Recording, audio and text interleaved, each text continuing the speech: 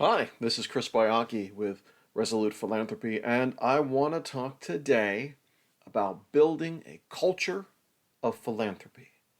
Now, this is a phrase that I have used roughly 1 million times in my career, and it was something that was a really hot topic in fundraising for a while, and it was something that I fully embraced and would kind of point to it as the answer to a lot of nonprofit problems. If your board's not doing what you need them to do, it's because you haven't built a culture of philanthropy. If you are continually having fights with your finance team, that's because you haven't built a culture of philanthropy. If the leftover food in the fridge is starting to really generate mold and new life, it's time to build a culture of philanthropy.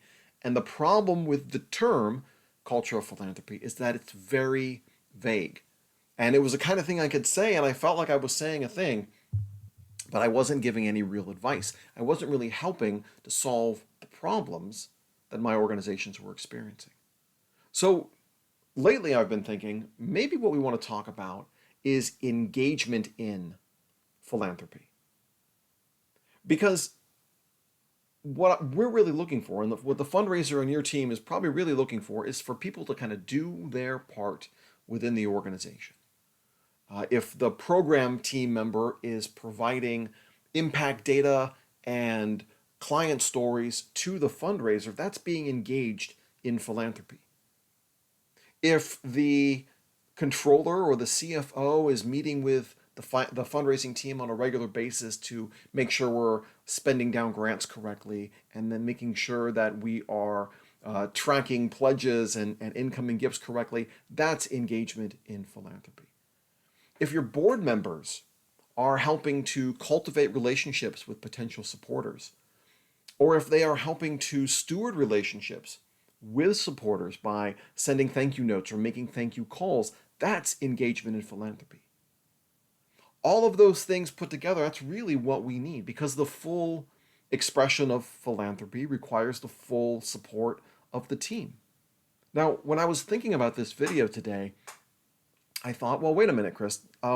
Other functions within your nonprofit kind of do their jobs, and they're not running around asking everyone to engage in a culture of accounting or a culture of HR. But what they are asking for is your engagement.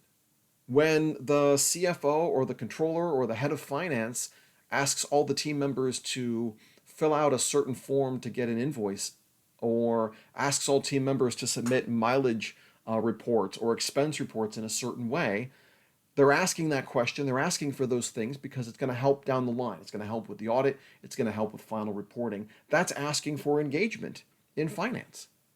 So we do this. We do this within our organizations. We ask other people who don't have the specific expertise but still play a part in the actual delivery of care or the delivery of the service or the work we're doing, because we know it does take everybody's help in some way, shape, or form.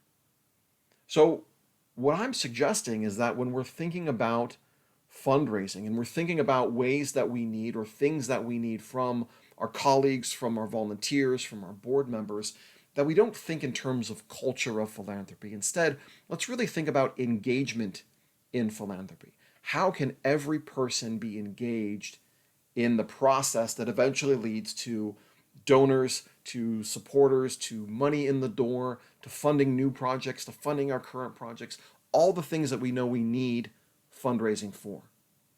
The other thing to think about is that culture, there's not one thing you can do to affect culture, right? It's a lot of little things, things that you may not even be aware of. So it might be kind of too tall an order to say we want to change the culture of the organization and build a culture of philanthropy.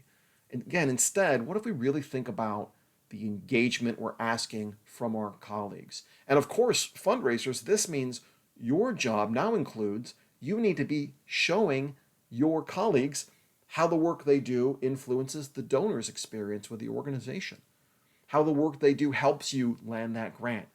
The story you told me, I told that to a donor, that helped inspire the donor, that led to this gift. So if we're not telling those stories inside the building, we're really doing ourselves a disservice because we're not letting our colleagues and our friends in to this experience and to this process, which they are 100% a part of.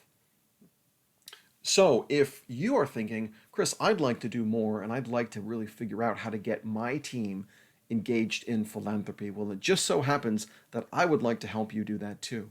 So send me a message or respond to this post and let's talk about ways we can align and accelerate your efforts and we can do more for your mission and for the communities you serve. All right, that's it for now, but keep up the great work and we'll talk to you soon. Bye-bye.